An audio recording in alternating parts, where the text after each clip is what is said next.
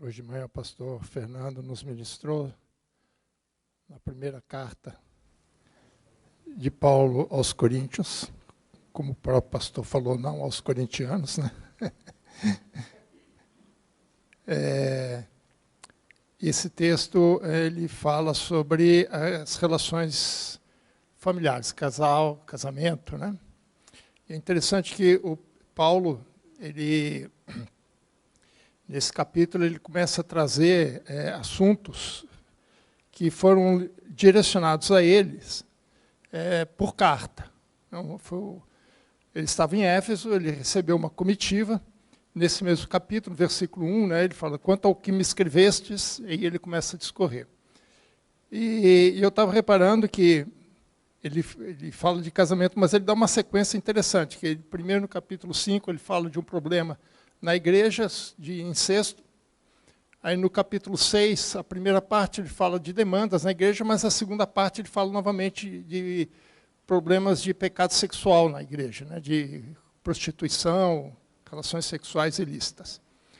E eu acho que quando ele resolve abordar as questões que foram enviadas para ele, né, dos problemas da igreja nessa carta, ele aproveita, não sei se foi essa sequência, mas eu imagino que ele deve ter aproveitado.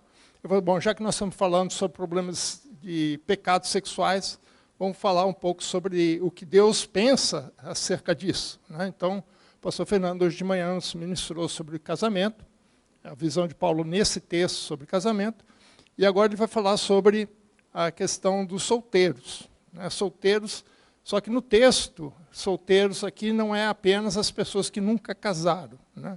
Solteiros é qualquer pessoa que não esteja vivendo em matrimônio. Então, tanto aqueles que nunca casaram, quanto aqueles que estavam separados, quanto aqueles que estavam viúvos. Então, a palavra é essa, não casados, né? E ele vai tratar, nesse texto, sobre isso. Então, nós vamos ler capítulo 7, nós vamos ler inicialmente até apenas o versículo 31, mas eu vou dar sequência só para não ser muito extenso, né? Com respeito às virgens, não tenho o mandamento do Senhor, porém dou a minha opinião, como tendo recebido do Senhor a misericórdia de ser fiel. Considero, por causa da angustiosa situação presente, ser bom para o homem permanecer como está. Estás casado? Não procura separar-te. Estás livre de mulher? Não procures casamento. Mas se te casares, com isso não pecas. E também se a virgem se casar, por isso não peca. Ainda assim, tais pessoas sofrerão angústias na carne, e eu quisera poupar-vos. Isso, porém, vos digo, irmãos, o tempo se abrevia. O que resta é que não só os casados sejam como se não fossem, mas também os que choram como se não fossem, não chorassem, e os que se alegram como se não se alegrassem, e os que compram como se nada possuíssem, e os que utilizam do mundo como se dele não usassem, porque a aparência deste mundo passa.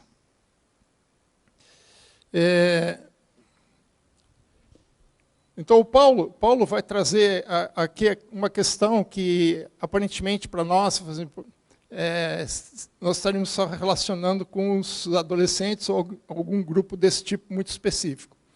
Mas, todo esse capítulo, ele faz essa abordagem acerca do casamento, não só para quem já é casado, mas aqueles que ainda estão nessa fase de decisão, né, de casa ou não casa, né? Mas eu quero abrir um pouquinho mais o leque em relação a isso, né? Os irmãos já vão entender por onde eu quero caminhar com essa ideia. Então, nesse processo de tomada de decisão que ele traz aqui em relação aos solteiros, se casa ou não casa, né, ou casa de novo ou não casa de novo, Paulo vai trazer algumas diretrizes para esse grupo, né? Então, o que nós vamos ver aqui são essas diretrizes que Paulo dá, né, na tomada desse tipo de decisão. Porém, eu quero abrir um pouquinho mais o leque e usar esse texto em paralelo com diretrizes para tomada de decisão, né? de modo geral, embora seja aplicada a questão do casamento, mas o que ele nos orienta também se aplica a outras situações de decisão. Então, o nosso tema dessa noite é diretrizes para tomada de decisão. E Paulo vai partir, nesse texto, do mesmo ponto que ele usou no capítulo 6, versículo 12, quando ele diz: todas as coisas são lícitas, mas nem todas convêm. Esse é o princípio básico das diretrizes que ele vai dar em relação ao casamento. Então, Paulo vai trazer 4 diretrizes. A primeira diretriz que ele traz aqui, que é dentro do texto que nós lemos, é que, quando tomamos uma decisão, nós temos que considerar as circunstâncias que nós estamos vivendo. Veja no versículo 25, ele fala assim: com respeito às virgens, né, não tenho mandamento do Senhor, porém dou a minha opinião, como tendo recebido do Senhor a misericórdia de ser fiel. Bom, então aqui ele fala, com respeito às virgens, é um segundo tema que ele já abordou, começou abordando no capítulo 7, do versículo 1, né? E ele vai entrar no segundo assunto em relação a isso. Outra coisa que é importante nesse versículo, o pastor Fernando também tocou nesse ponto, que é bastante controverso, que Paulo falou assim: dou minha opinião. Então, algumas pessoas questionam essa questão de, bom, isso aqui é a opinião de Paulo, isso não tem orientação de Deus, até porque aqui diz que Deus não tem mandamento, né? Agora, isso não diz que o que Paulo está escrevendo não seja inspirado por Deus. Porque se o Espírito Santo permitiu que essa opinião de Paulo fizesse parte do texto bíblico, e se nós cremos que não apenas alguns textos, mas toda a palavra de Deus é inspirada, não foi inspirada, mas é inspirada por Deus, então a opinião de Paulo também foi inspirada por Deus, mesmo que ele coloque como sendo a opinião dele. Né? No versículo 40, né, ele fala: e eu penso que eu tenho o Espírito de Deus. Então, nós precisamos tirar essa ideia, como alguns pensam, né, que não, isso é a opinião de Paulo, não tem nada a ver. Né? Mas por que ele coloca essa questão? Porque ele já começa assim: eu não tenho mandamento. Só que aqui mandamento, o que é? É algum preceito, alguma orientação de Deus. Ele não recebeu nada específico da parte de Deus. Não é mandamento de ordem, não é mandamento de lei, mas é uma orientação que Paulo procura, né, em Deus sobre o tema específico, e ele falou assim: olha, eu não recebi nada, Deus não falou nada sobre isso. Né? Então eu vou dar a minha opinião. E essa opinião, ele é muito baseado em princípios gerais, por isso que a gente pode usar esse texto para aplicar em outras situações. Então ele vai usar esses princípios gerais para tocar nesse assunto. Então, ele faz essa ponte, né? E aí ele continua: e considero, versículo 26, considero, por causa da angustiosa situação presente, ser bom para o homem permanecer como está. Então, veja, a primeira coisa que Paulo chama atenção para esse grupo é: que situação você está vivendo? Quais são as circunstâncias que você está vivendo? No caso aqui, né, Paulo está relacionando a resposta dele com o ambiente, né, com a situação que eles estavam vivendo naquele momento. Né? E ele fala assim: por causa da angustiosa, quer dizer, uma situação que gera angústia. Né? Angústia aqui é no sentido de calamidade, aflição, situação extremamente difícil, né? Problemática, difícil de tomar decisão e que causa angústia dentro da gente, causa ansiedade dentro da gente. Então, em função dessa situação, em função do que eles estavam passando naquele momento, Paulo falou assim: olha, por conta dessa situação toda, é melhor você ficar do jeito que está. Como diz o ditado no futebol, né? O Odair conhece bem esse ditado: time que está vencendo não se mexe. Então, não vamos fazer nenhuma alteração, não vamos nos precipitar até que a situação mude. Então, dentro dessa situação, nós não podemos nos precipitar. Então, nós temos que considerar a situação que nós estamos vivendo para tomar qualquer tipo de decisão. Então, e Paulo fala sobre isso porque ele próprio já tinha passado em várias situações como essa. Desde a sua conversão, né, em caminho de Damasco, ele já começa a sofrer perseguição. Lá no capítulo 9, ele fala que lá em Damasco ele já começou a ser perseguido pelo governador da cidade. Ele teve que pular o muro, literalmente falando. Ele foi alçado pelo muro, né, para poder escapar com vida, porque o governador da cidade tinha colocado guardas na porta, para dizer, na hora que Paulo passar por aqui, você pega o cara. Então, ele teve que pular o muro e ir à noite. Né? Outra situação que é um pouco dentro desse contexto, né, está lá em Atos 14, 9, é quando ele está na primeira viagem missionária, e uma das primeiras paradas que ele tem lá na cidade de Listra, ele também tem problema. Veja o que versículo 9, que ele diz, sobrevieram, porém, os judeus de Antioquia e Icônio, instigando as multidões e apedrejando Paulo. Apedrejando Paulo, arrastaram-no para fora da cidade, dando por morto.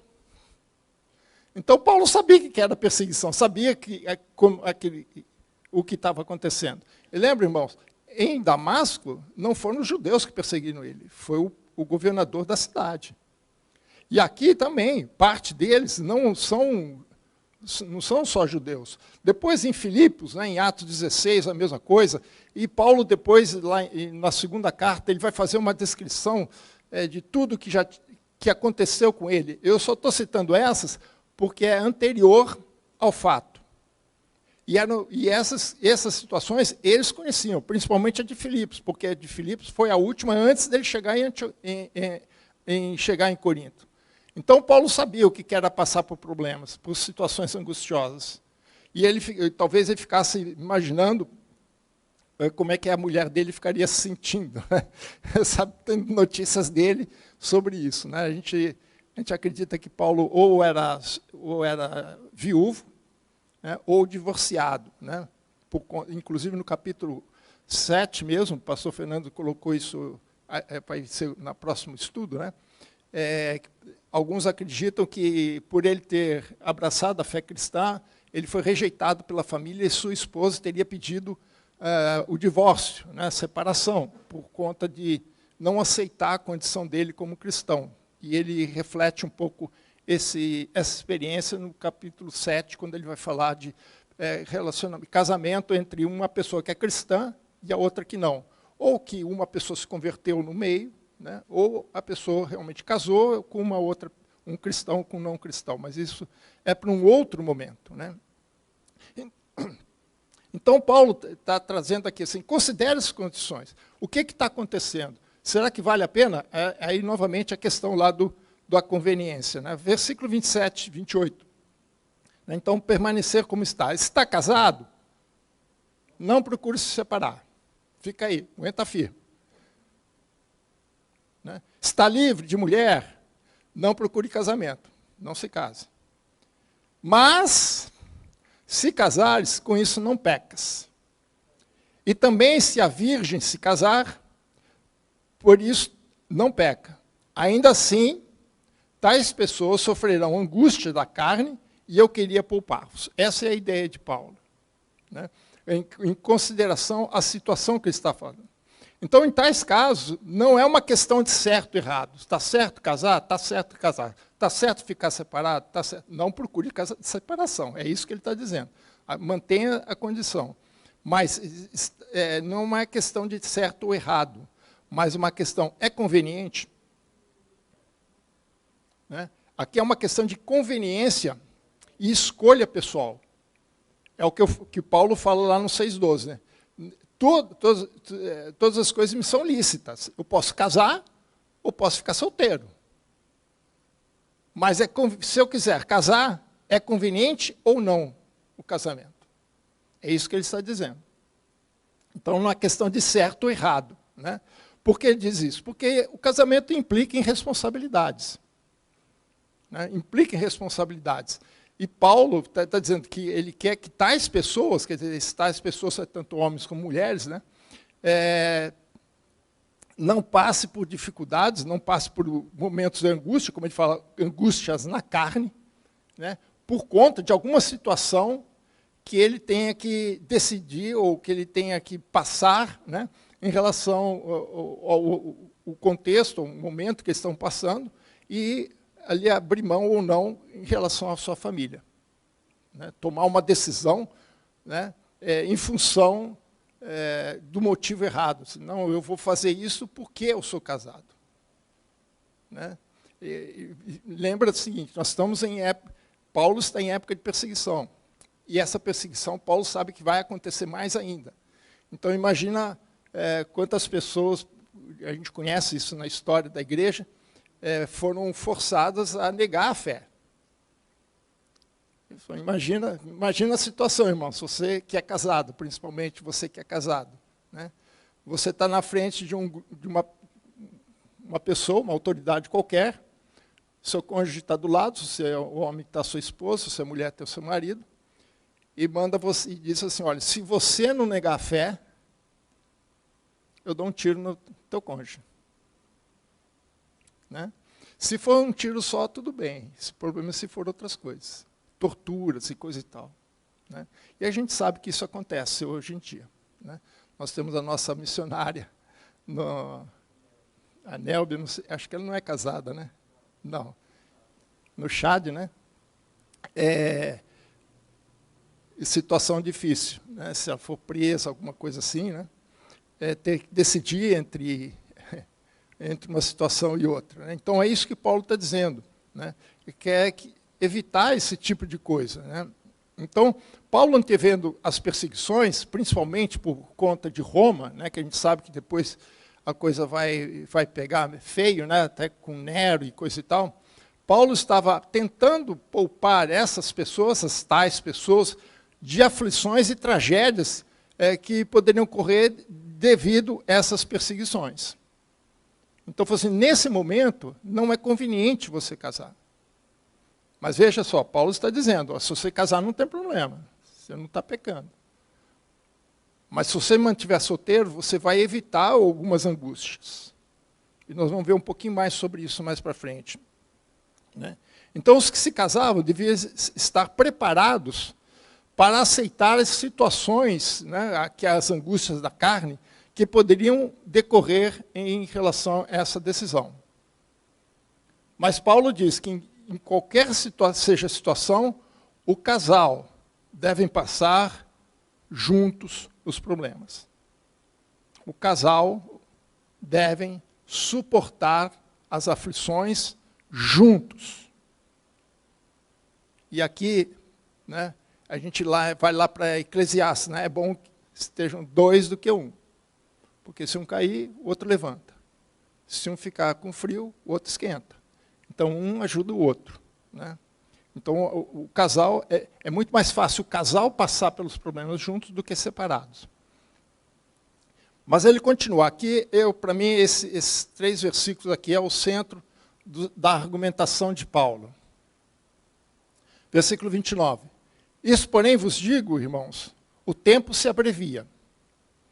O que resta é que não só os casados sejam como se não o fossem, mas também os que choram como se não chorassem, os que se alegram como se não alegrassem, os que compram como se nada possuíssem, e os que se utilizam do mundo como se nada usassem, porque a aparência deste mundo passa, e o que se utiliza do mundo como se dele não usassem, porque a aparência deste mundo passa. Eu acho interessante aqui, porque Paulo, é uma característica de Paulo, não só nesse versículo, nessa passagem, mas em outras, que ele vai colocar tudo dentro de uma perspectiva escatológica. Veja que ele fala assim, o tempo se abrevia. Né? Aqui há um termo, a maneira com que Paulo fala aqui gera um pouquinho de confusão, porque a palavra tempo aqui é kairos, e não cronos. Kairos é momento. Né? Não sabemos o tamanho desse momento, mas é um momento, o momento que nós estamos vivendo. Por exemplo, nós estamos aqui neste momento. Então, isso aqui é um kairos. Né? Mas não é cronos. Quando ele fala que o kairos, que é o momento, está se abreviando, fica um negócio estranho, porque o que se abrevia é o Cronos, não o Kairos. Então, há algumas conjecturas que se fazem em relação a esse texto por conta disso. Mas o que eu entendo aqui, que realmente esse Kairos, o tempo, que ele está falando de forma, desse jeito que ele está falando, ele está se referindo à volta de Jesus, ao tempo da volta de Jesus. E ele falou assim, esse tempo está se abreviando. Não o tempo, o momento da volta, mas o tempo que a volta vai acontecer. Ou seja, o tempo da volta de Jesus está se aproximando. E naquela época havia muito essa perspectiva. A gente vê isso não só em Paulo, mas em outros apóstolos. Eles achavam que Jesus ia voltar muito recentemente. E muitos deles encararam alguns daqueles imperadores romanos como anticristo. Na verdade foram, porque a Bíblia fala que não tem um só anticristo, tem vários. Vai chegar aquele aquele maioral de todos. Mas, então, a perspectiva que esses apóstolos, e Paulo traz aqui, é sempre a perspectiva da volta de Jesus. Então, Paulo, não só nessa passagem, mas em diversas outras passagens, Paulo sempre argumenta dentro dessa perspectiva escatológica. E é dentro dessa perspectiva que o cristão tem que tomar posições em relação à sua vida, sempre em relação à volta de Jesus. Então, em momentos de crise, o que nós precisamos nos concentrar na esperança de novos céus e nova terra prometida para nós. Não do que está acontecendo aqui, mas do que vai acontecer.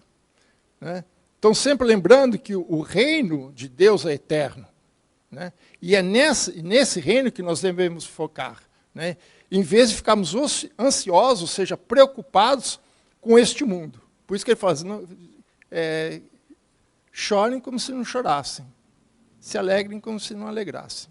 Ou seja, não se apeguem às coisas do mundo. Veja que Paulo fala em Colossenses 3, versículo 1 e 2. Diz assim, Colossenses 3, 1 e 2. Portanto, se fostes ressuscitados juntamente com Cristo, buscai as coisas lá do céu, onde Cristo vive, assentado à direita de Deus. Pensai nas coisas lá do alto, não nas coisas daqui da terra. Então, você veja, novamente ele está jogando aqui a perspectiva escatológica. Jesus também disse algo parecido, no final do Sermão do Monte. Buscai em primeiro lugar o reino de Deus, e todas as outras coisas vos serão acrescentadas. Então, as coisas de Deus vêm em primeiro lugar, as coisas do mundo vêm em segundo lugar. Elas só devem vir depois do reino de Deus, porque quando você coloca a tua prioridade no momento certo, as demais prioridades vão se alinhando com ela, automaticamente.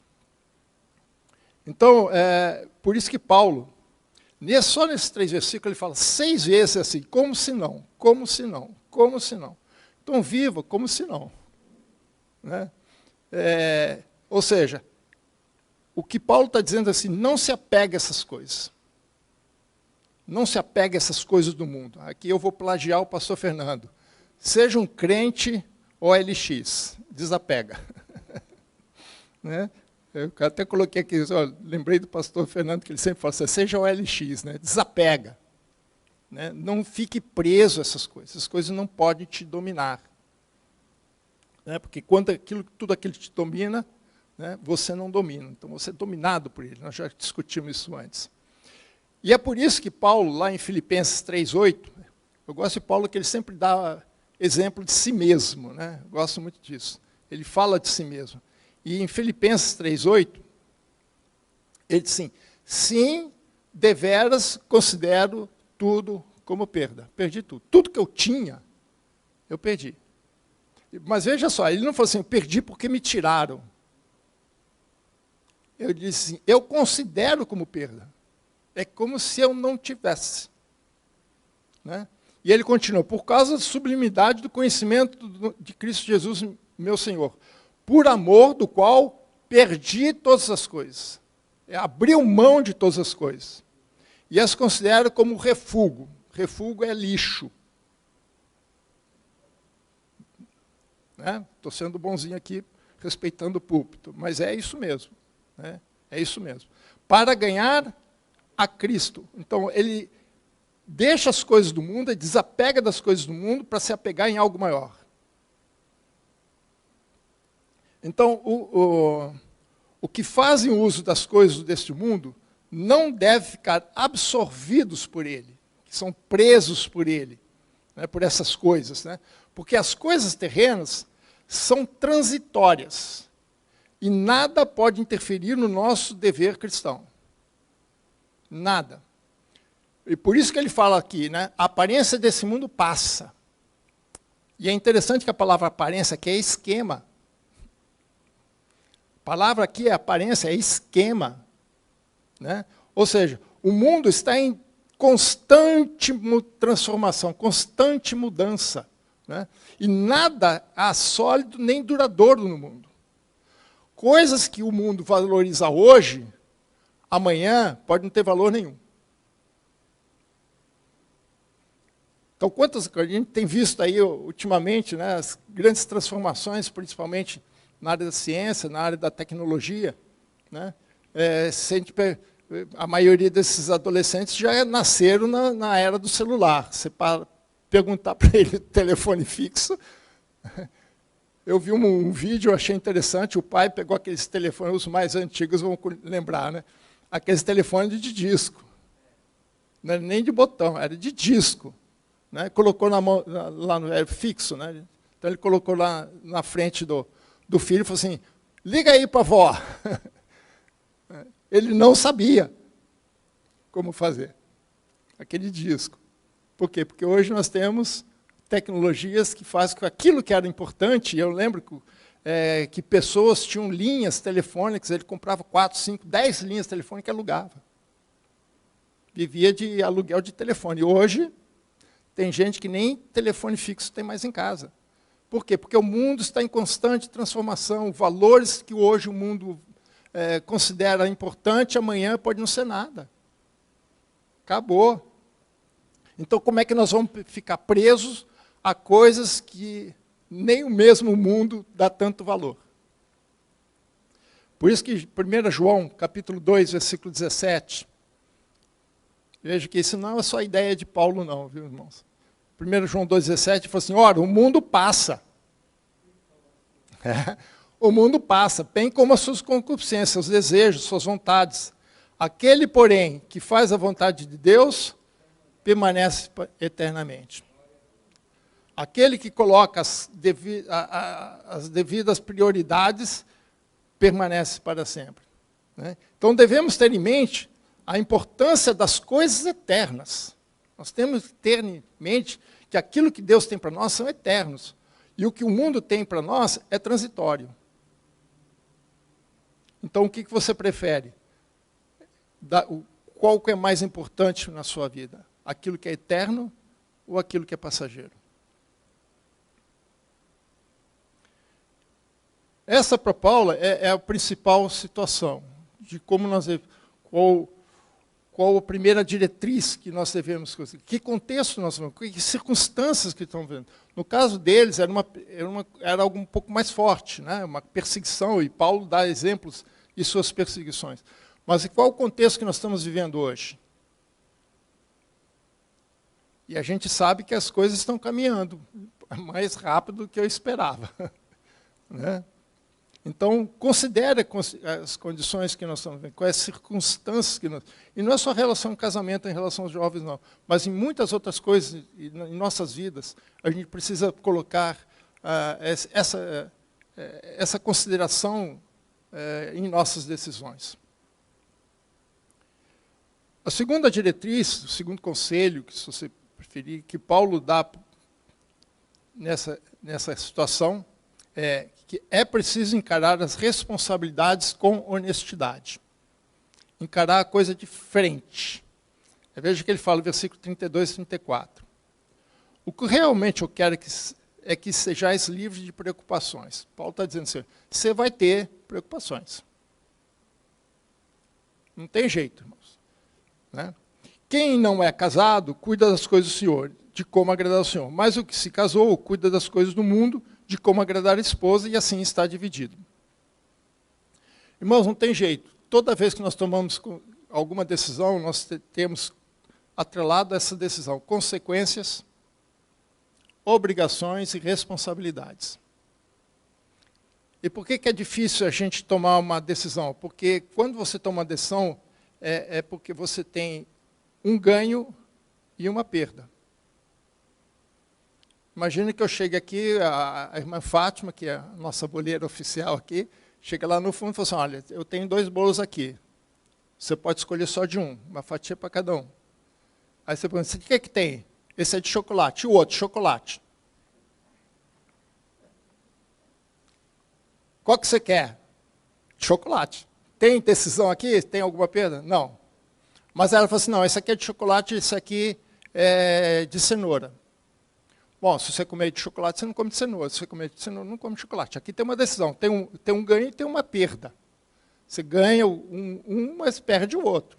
Lógico que aqui é só o bolo, espero que da próxima vez faça um pouco mais de bolo. Mas quantas decisões nós não tomamos que você não tem mais volta? Você é aquilo e acabou. E você vai levar essas consequências, responsabilidades, essas obrigações para o resto da tua vida. Algumas a gente consegue, talvez, mudar, né? Mas nem todas. Tem coisa que é uma vez, ó, acabou. Não tem jeito. Né? Então, tomar decisões implica nessas consequências. Então, nós temos que encarar essa responsabilidade com honestidade de frente. Veja que ele fala assim, eu quero que vocês sejam livres de preocupações, ou seja, de ansiedades. Ora, quem é que não quer? Né? Mas ele está dizendo, o que é essa ansiedade? Essa está dividida entre as coisas de Deus e as coisas da família. É disso que ele está falando aqui. Né? E assim está dividido. Então, o que Paulo está dizendo é que, sem essas, que ele gostaria que as pessoas não tivessem essa angústia de estar dividido nessas responsabilidades. Né? É ótimo, quanto menos, melhor. Né? Quem não gosta disso? Né? Agora, o que Paulo está dizendo é assim, toda pessoa, casada pelo menos, né, tem uma dupla obrigação. Né? Uma é para com a família, outra para com Deus. O fato de você ser casado não exime você das responsabilidades com Deus. O problema é como você vai exercer o seu ministério, como é que você vai trabalhar nas coisas de Deus. Essa é a diferença. Né? Então, o que Paulo está dizendo é que uma pessoa solteira pode se concentrar exclusivamente no serviço do Senhor. Por quê? Porque cuida exclusivamente das coisas do Senhor. Agora, não exime de outras responsabilidades. Né? Quem é solteiro tem que se manter, tem que trabalhar. Mas o ideal, no caso aqui, né, se você quer trabalhar para Deus, especificamente, né, é melhor, dentro das condições que estão vivendo, é melhor se permanecer solteiro. Agora, o importante nessa argumentação de Paulo é o versículo 35. Digo isso em favor dos vossos próprios interesses. Não que eu pretenda enredar-vos, mas somente para o que é decoroso e vos facilite consagrar-vos desimpedidamente ao Senhor. Numa outra versão também, Almeida, né, uma Almeida atualizada, nova versão Almeida atualizada, ele diz assim, digo isso para o próprio bem de vocês, não para impor limitações. Paulo não quer que você seja limitado nas coisas. Mas tendo em vista o que é decente, e para que vocês possam se consagrar ao Senhor sem distração alguma. Então, qual é o fundamento aqui? O objetivo de permanecer solteiro é de se dedicar integralmente ao ministério cristão. Ou seja, se consagrar, é disso que ele fala, se consagrar. Né? E como ele faz, como Paulo fez, né? Quem acompanhou hoje, leu o texto do capítulo 7 anterior, né? Paulo vai falar sobre a sua situação, como eu, né? Ele fala assim. E quando eu estava relendo esse texto, eu lembrei de uma situação que nós já falamos aqui também, em Lucas capítulo 2, não precisa abrir, né? Só como referência, capítulo 2, versículo 36 e 37, aquela profetisa Ana. Lembre que quando Jesus foi ser circuncidado, né, duas pessoas Deus o levantou para falar com Maria, né, encontrar Jesus. Um foi Simeão, outro foi Ana. E é interessante que a Bíblia fala que ela foi casada com seu marido 7 anos. Mas ela já tinha 84 anos. Ou seja, ela tinha pelo menos aí uns 60 anos de viuvez. Mas a Bíblia diz que ela não saía do templo. E ela diz que ela era profeta. Ela é apresentada como profetisa. E ela estava todos os dias no templo, fazendo o quê? Orando, adorando ao Senhor. Se dedicando integralmente para o ministério no templo. E era viúva. Nós não sabemos por que o marido dela morreu ou não. Né? Mas é interessante que ela optou por se manter solteira, sem casar novamente, que ela poderia. Para quê? Para que ela pudesse se dedicar ao ministério, pudesse passar o seu tempo servindo ao Senhor. Então, a pergunta que deve ser respondida, nesse caso dos solteiros, é: por que eu quero me manter solteiro? Ou por que eu quero me casar? Casar, né, por motivos errados, pode dar problema. Né? Então, nós temos que saber exatamente por que se uma pessoa decide, principalmente, se manter solteira, ela tem que ter muita convicção por que ela quer ser solteira. Tem que ser... o que a Bíblia, que Paulo nos orienta, é que seja pelo motivo correto, e não por motivos egoístas ou qualquer coisa. Agora, eu preciso fazer uma observação aqui interessante. Não foi à toa que eu escolhi o texto de Provérbios 31 para abrir o culto. Porque o que pode parecer, né, pelo menos para as mulheres e também para os homens aí, é que é melhor então ficar solteiro, não casar. Né? Não é isso que Paulo está dizendo e não é isso que a Bíblia diz. Né? Deus criou a mulher para ser uma auxiliadora idônea. Né? Deus criou, quando vê o homem sozinho, ele falou: não é bom que o homem esteja só. Falei, uma auxiliadora que seja idônea. Né? Então, a mulher foi criada por Deus para auxiliar o homem, para estar ao lado do homem. Então, mulher é bênção. Ela não pode ser considerada como um obstáculo para o homem. Não pode ser um obstáculo para o homem. E aqui é no duplo sentido. Tanto na decisão, eu não vou casar porque a mulher vai me atrapalhar. E como também você que é mulher, que é casada, você também não pode ser obstáculo para o seu marido. Principalmente para aquele que tem um chamado ministerial. Né? Em Provérbios 18, 22... né? Veja que Salomão fala, Provérbios 18, 22. O que acha uma esposa, acha o bem, e alcançou a benevolência do Senhor. Então, Paulo em nenhum momento está dizendo assim: olha, se livre da mulher. Não é isso. O foco dele é o serviço cristão. Não é motivos egoístas ou qualquer outro tipo de coisa. Né? Então, a escolha de se casar, ou principalmente, né, de se manter solteiro, não pode ser por motivos egoístas. Isso vai ficar mais claro no ponto 3. É preciso considerar que cada situação é singular. Ou, como a gente costuma dizer, cada caso é um caso. Cada caso é um caso. Veja o versículo 36 a 38. Entretanto, se alguém julga que trata sem decoro a sua filha, estando já a passar da flor da idade, e a circunstância o exige, faça como quiser. Não peca, que se casem. Ok? Todavia, o que está firme em seu coração, não tendo necessidade, mas domínio sobre o seu próprio arbítrio, e isto bem firmado no seu ânimo, para conservar virgem a sua filha, bem fará. E assim, quem casa sua filha, faz bem. Quem não casa, faz melhor. Novamente, Paulo não está dizendo que é questão de certo ou errado, mas de conveniente ou não conveniência. Ok? Então, o que ele está dizendo aqui? Que nós precisamos considerar cada situação individualmente. Nem toda decisão pode valer para o outro. Cada caso é um caso. Cada pessoa é uma pessoa. Cada um tem o seu chamado da parte de Deus. A Bíblia não especifica assim, o dom de celibato, mas a gente percebe nas entrelinhas essa questão do dom do celibato.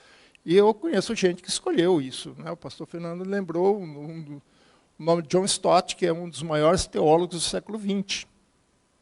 Alguns consideram um dos 3 maiores teólogos do século XX. Né? Tem livros incríveis. Né? É uma decisão, uma escolha, mas é um dom também, é um chamado de Deus. Né? Aqui ele está falando o seguinte, olha, veja só, faça o que quiser. Deus está te dando liberdade de você escolher. Eu li um comentarista que ele falou assim, esse é o único dom de Deus que você tem a liberdade de não aceitá-lo. Né? Sim ou não. Né? Mas ele fala, faça o que você quiser. Qual a sua situação? Como é que está o seu coração? Como ele fala aqui, como é que está o seu coração? Você está firme nesse propósito? Né? Veja, é o que está firme no seu coração. Ou seja, você tem plena convicção daquilo que Deus está chamando? Você sabe o que você quer? Você sabe o que você está fazendo? Eu confesso, irmãos, eu não nasci para ser solteiro. Né? Felizmente, Deus, aquele provérbio lá que eu citei, Deus foi bom comigo. Né?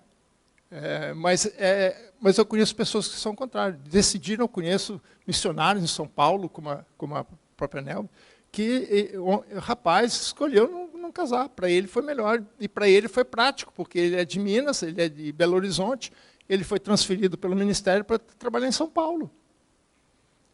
Se ele tivesse casado, vem com a família inteira. Conheço, já vi isso acontecer. Né? Mas tem que estar firme no seu coração. Você tem que estar convicto. Para você, talvez a situação seja uma, mas para outra seja outra. Então não podemos fazer regras. A regra geral Deus já deu, mas a regra específica não. Se você escolheu esse caminho, você tem que estar firme no seu coração. Então, ou seja, além das circunstâncias externas, né, nós devemos levar em conta também as nossas convicções pessoais sobre o assunto. O que eu penso, o que eu desejo, né, o que eu espero para mim, com o meu projeto de vida. Né? E outro ponto que ele põe aqui, ele fala assim, passar-lhe a flor da idade, ou seja, passando da idade de casar. Né? Até muito pouco tempo atrás, não é muito, acho que talvez um século e meio atrás, hoje isso já virou um outro tipo de ritual, mas tinha um baile dos debutantes. Né? Já participei de alguns aqui. Né? Mas sabe qual o motivo do baile de debutante? Era sempre na idade de 15 anos. Né? A sociedade da época, do século passado, do século retrasado, na verdade, né, até o século retrasado, era apresentar a menina para a sociedade. A partir dali, ela poderia participar de todos os eventos culturais, sociais daquela sociedade. Mas tinha um outro motivo. A partir dessa idade, ela estava liberada pelo pai para ser cortejado para o casamento. Nessa época, se casava com 16, 17 anos. Hoje, nem se fala, né? Hoje, alguns aí esperam até 30, 40 anos. Né? E hoje, o baile de debutantes já tem uma outra visão. Né, meninas? Mas, naquela época, era isso. Então, o pai apresentava a filha para a sociedade, dizendo, olha, minha filha está à disposição para participar dos eventos sociais, mas também para ser cortejada. E o que o pai esperava é que um rapaz bom, de boas condições, cortejasse sua filha e casasse com ela. Agora, imagina se o pai, ansioso para casar com a filha, né, não é cortejado. Começa a passar da idade. 16, 17, 18 anos. Na cultura nossa atual, a gente não vê muito problema, mas naquela cultura já era problema. Não vai conseguir casar, vai virar para titia. Então, a preocupação, muitas vezes, do pai, naquela época, na época de Paulo, é isso, se ela passar da idade, ela não consegue mais casar.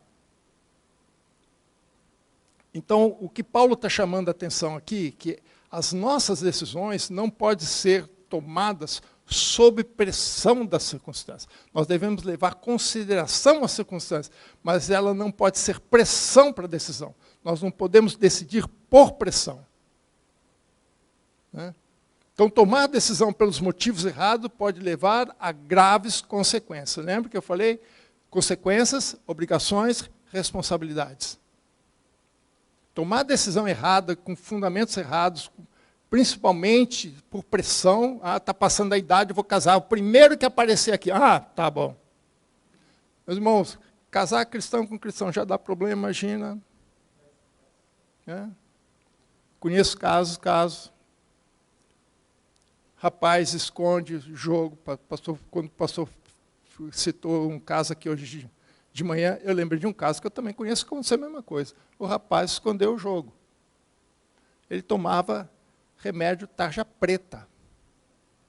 Escondeu da noiva, da namorada. Casaram um ano depois, não teve jeito. Foi mais ou menos parecido, pastor. Não foi muito diferente, não.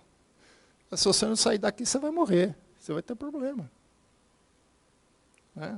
E muitas vezes isso é por pressão, é por circunstância. Vou decidir, não, todo mundo está casando, todo mundo está namorando, todo mundo está fazendo isso, todo mundo está fazendo... Tomar decisões pelos motivos errados leva a graves consequências. Portanto, nós devemos buscar a vontade de Deus para nós, não só para o casamento, mas para trabalho, para uma série de outras coisas. Mas o importante aqui é, cada caso é um caso. Você deve considerar o que está no seu coração. E quarto e último ponto que Paulo traz aqui. É preciso ter seriedade com os nossos compromissos. Nós precisamos levar os nossos compromissos mais a sério. Hoje nós vemos uma sociedade sem nenhum compromisso. Eles querem tudo, a gente chama de sociedade mimimi. Eles querem tudo na mão, tudo na... Entrar na faculdade tem que ter cota. Não quer mais estudar. Não quer mais meter a cara nos livros. Não quer mais trabalhar. Para trabalhar também tem que ter cota. Sério. As pessoas querem ser sustentadas. Então, temos uma geração que não... Eu ia usar um termo aqui, mas em respeito ao público e ao púlpito, vou me abster. Mas é uma geração mimada, que não quer mais compromisso com nada. Mas nós devemos levar os nossos compromissos a sério, porque Deus leva os seus compromissos a sério. Veja o versículo 39 e 40. A mulher está ligada enquanto vive o marido. Contudo, se falecer o marido, condicional, fica livre para casar com quem quiser, novamente, com quem quiser. Mas somente no Senhor. Todavia, será mais feliz se permanecer viúva, segundo a minha opinião. Depois vai ter briga em casa, hein, irmão?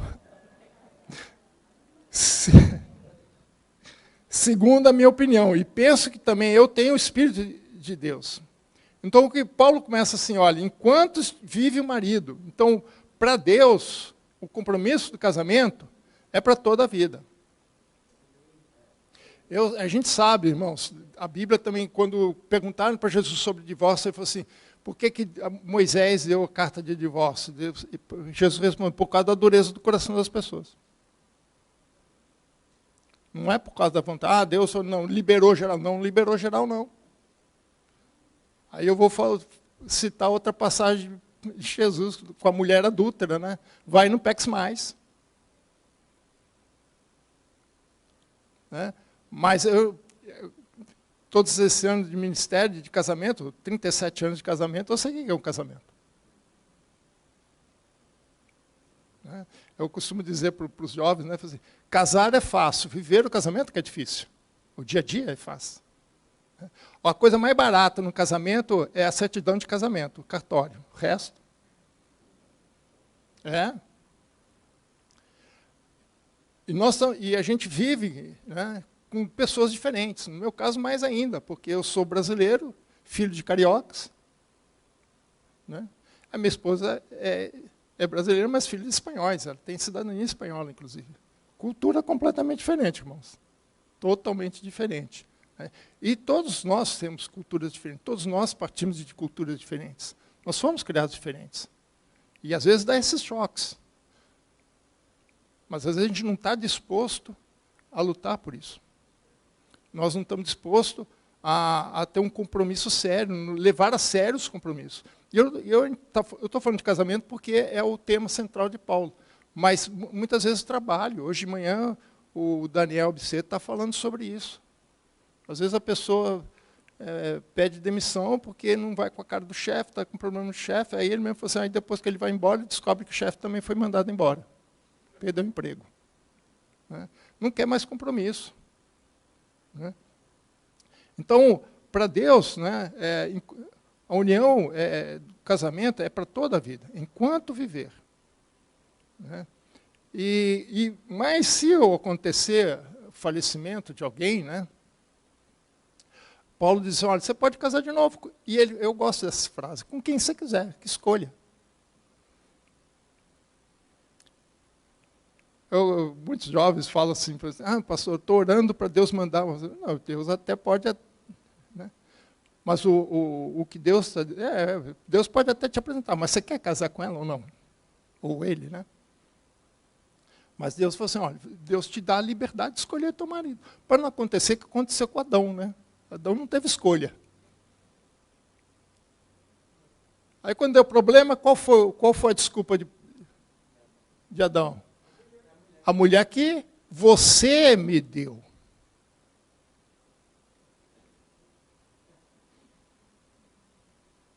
É a mulher que você me deu.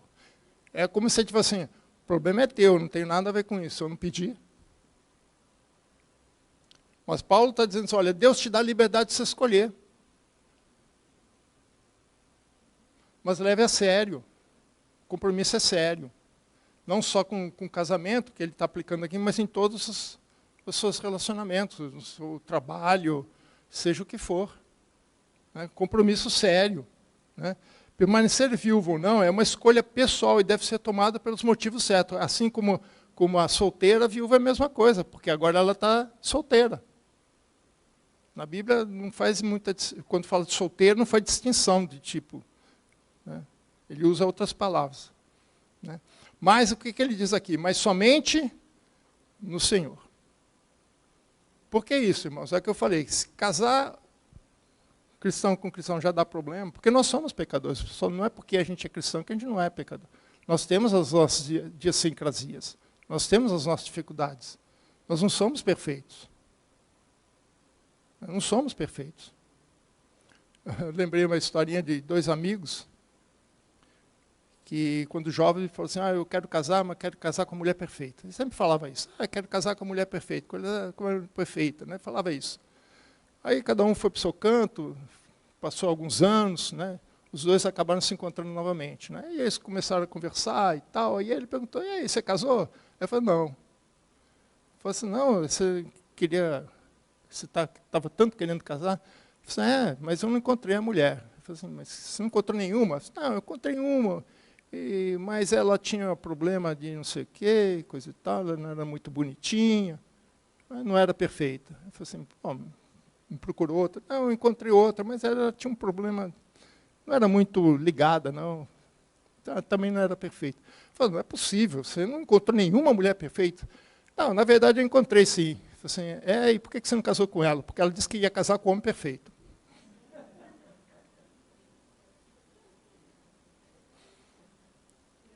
Pô, deve ter morrido solteiro. Mas é uma brincadeira, irmãos, mas isso é sério. Porque às vezes a gente faz alguns idealismos na nossa vida, achando que casar vai ser, vamos viver o jardim do Éden. Não vamos ter mais problemas. Se fosse assim, a Bíblia não falava tanto de casamento. Não dava tantas orientações. Quanto mais orientações sobre um assunto, é porque o problema é mais sério. Né? Mas ele falou assim, somente no Senhor. Não procure sarna para se coçar, irmãos. Casar com pessoas, é o que eu falo, se casar cristão com cristão já dá problema, imagina se com cristão com não cristão. São valores diferentes, são objetivos diferentes, são visões diferentes. Você quer servir ao Senhor, Ele não vai querer. Quantas vezes, alguns casos nós que nós temos a igreja, não é porque a pessoa, né, a maioria é porque se converteu depois, é senão cristã, ele não, e aí dá problema. Quantas vezes a mulher fala, por que você não veio para meu marido? É o que Paulo fala, está dividido. Né? Só que casado não pode separar. Né?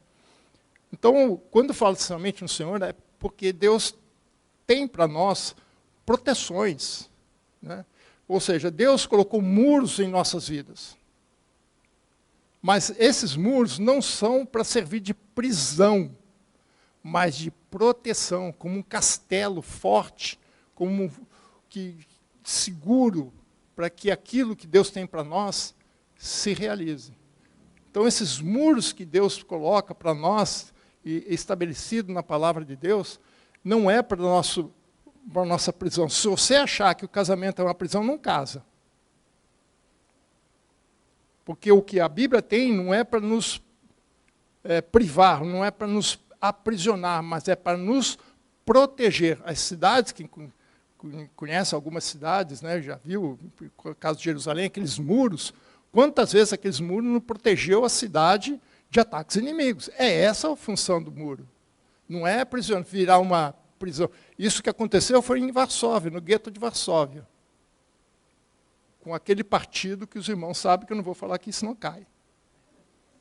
Hoje em dia, você fala qualquer coisa assim, você cai. Né? Mas os irmãos sabem o que aconteceu em Varsóvia. É o gueto. Foram murados, só que ali era um muro de prisão. Né? Mas Deus não coloca muros de prisão, coloca muros de proteção. Agora, não tente viver fora desse muro, porque aí Deus não tem compromisso. A menos que Ele te mande, caso contrário, não. E dentro desse conselho, ele termina com essa frase, e penso que também eu tenho o Espírito de Deus. Ou seja, se Paulo tem o Espírito de Deus e você tem o Espírito de Deus, busque no Espírito de Deus ajuda para se tomar as decisões. Procure no Espírito de Deus para te orientar nas decisões que você tiver que tomar. E se prepare para aquilo que Deus tem para fazer. Eu tive um dos nossos padrinhos de casamento, ele falava sempre assim, olha, é mais fácil saber quando a vontade de Deus, quando Ele fala não, do que quando Ele fala sim. Porque quando Ele fala sim, confunde o que eu quero com o que eu não quero. Mas quando Ele fala não, Ele me confronta. Então nós temos que estar prontos para esse confronto. De repente Deus diz para você não. Paulo pediu 3 vezes para ser curado da sua vista. O que Deus falou? Não. A minha graça te basta. Talvez o que você precisa é da graça de Deus na sua vida. Então, busque orientação do Espírito Santo. Busque orientação de Deus para aquilo que Deus quer para você. Nós estamos falando de casamento, casa ou não casa. Mas não é só para isso. Quando eu vejo esse texto, eu vou um pouquinho mais além. Em tantas decisões que nós tomamos, tantas coisas que nós precisamos decidir no dia a dia. E a gente não sabe quais são as consequências. Às vezes a coisa é que nem um bungee jump, ou você pula ou você não pula. Então busque em Deus, considere as circunstâncias, leve sério esses seus compromissos com as decisões. Veja o que você tem convicto no seu coração. Né? E assuma uma posição séria com os compromissos que você... Não desista de qualquer jeito. Não jogue fora as coisas. O casamento não é um test drive. Teu esposo, teu marido não é um carro que você pode ir lá na concessionária, dar uma volta e depois gostei ou não gostei. Como Paulo falou assim, é para toda a vida. Amém? Então Deus abençoe. Pastor.